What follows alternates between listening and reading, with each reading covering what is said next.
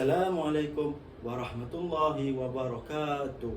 Salam sejahtera, salam Malaysia Madani. Yang dihormati Tuan Pengerusi Majlis, barisan pentadbir sekolah, guru-guru yang saya kasih, serta anak-anak murid harapan bangsa yang saya sayangi semua. Hari ini saya berdiri di hadapan anda semua untuk menyampaikan sebuah pidato yang cukup penting bertajuk Rukun Negara, Asas Pembinaan Negara Bangsa. Soalan saya, pernahkah kita benar-benar menghayati lafaz rukun negara yang kita ikrarkan setiap pagi Isnin? Adakah ia sekadar ungkapan hafalan atau adakah ia sebenarnya nadi kekuatan negara kita? Hadirin yang saya hormati, rukun negara bukan sekadar rangkaian 5 prinsip. Ia adalah falsafah hidup yang dirangka selepas peristiwa hitam 13 Mei 1969.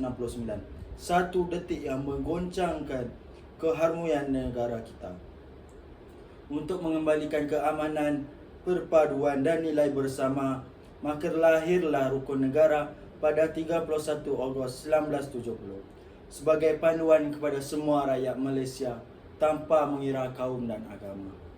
Saya ingin membawa kita semua menyelurusi 3 daripada 5 rukun negara yang amat penting untuk membina negara bangsa yang kukuh, bersatu dan bermaruah. Yang pertama, kepercayaan kepada Tuhan. Setiap agama di dunia mengajarkan kebaikan, kasih sayang dan nilai-nilai murni. Prinsip pertama ini menyeru kita untuk percaya kepada Tuhan dan mengamalkan ajaran agama masing-masing dengan penuh hormat terhadap penganut agama lain. Sebagai guru, saya percaya kepercayaan kepada Tuhan membentuk asas akhlak pelajar. Murid yang jujur, amanah dan rajin lahir daripada jiwa yang bersih dan beriman. Sebagai guru juga, jika semua murid, ibu bapa dan guru memegang nilai ini, bayangkan bagaimana tenangnya suasana sekolah.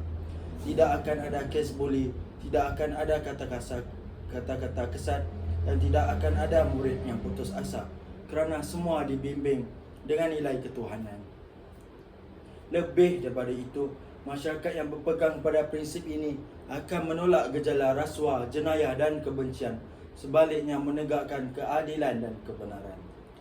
Yang kedua, kesetiaan pada raja dan negara. Prinsip ini mengingatkan kita bahawa rakyat kita adalah rakyat pada sebuah negara berdaulat yang mempunyai sistem raja berperlembagaan. Kita perlu menghormati institusi diraja dan menunjukkan taat setia kepada negara.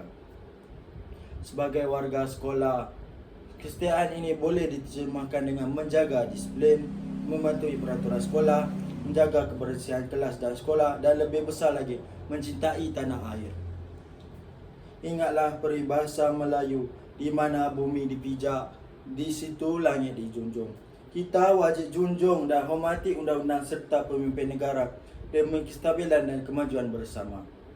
Kesetiaan bukan sekadar kibarkan bendera, tetapi dibuktikan melalui tindakan, iaitu tidak menyebarkan berita palsu, tidak menghasut kebencian dan menyumbang kepada keamanan masyarakat.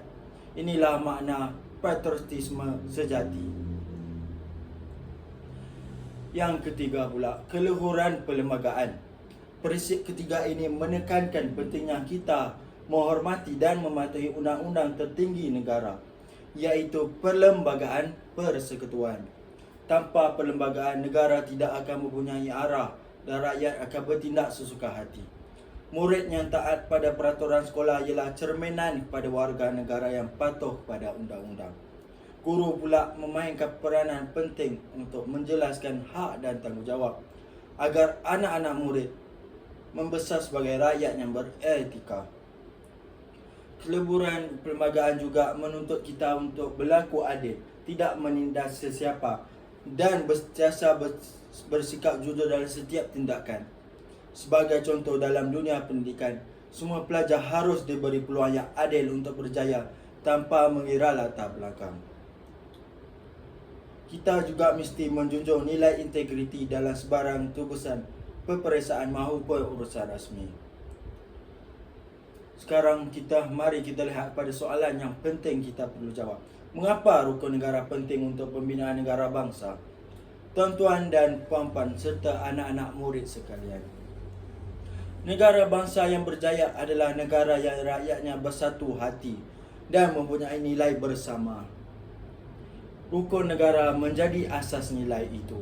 Ia menyatukan semua kaum di bawah panji-panji Malaysia. Bayangkan jika rukun negara diamalkan oleh semua. Tiada lagi isu perkauman, tiada lagi pertikaian agama dan tiada lagi kebencian. Yang ada hanyalah semangat perpaduan, saling memahami dan cita-cita untuk memajukan negara bersama-sama. Dalam masyarakat majmuk seperti Malaysia ini, keharmonian hanya dapat dicapai apabila rakyat saling menghormati dan memahami. Inilah fungsi utama rukun negara. Jangan kita hanya melakukan patriotisme di mulut tetapi tiada dalam tindakan. Murid pula walaupun masih muda, mereka adalah pemimpin masa depan. Tunjukkan kesetiaan pada negara dengan belajar bersungguh-sungguh, menghormati rakan dan guru serta menjunjung tinggi nilai-nilai murni. Di bilik darjah, kita boleh jadikan rukun negara sebagai tema perbincangan. Projek seni, bahan penulisan malah asas dalam aktiviti core kurikulum. Guru dan murid harus bekerjasama membentuk budaya sekolah yang berteraskan prinsip-prinsip ini. Rukun negara bukan sekadar slogan, ia adalah akar pokok perpaduan yang menyuburkan negara ini dengan kedamaian. Ia adalah tali yang mengikat semua bangsa Malaysia agar terus hidup dalam suasana harmoni. Sekiranya prinsip ini diamalkan dalam kehidupan seharian, di rumah, di sekolah maupun di tempat kerja, maka Malaysia akan menjadi negara yang aman, bersatu dan dihormati bersada dunia. Akhir kata, saya tinggalkan anda dengan serangkap pantun. Rukun negara 5 prinsipnya, panduan hidup rakyat semua. Kalau diamal segenap jiwa, negara sejahtera, rakyat bahagia. Sekian saya akhiri pidato saya dengan ucapan, hidup berprinsip, rakyat bersatu, negara maju. Wabillahi taufiq wal hidayah. Wassalamualaikum warahmatullahi wabarakatuh.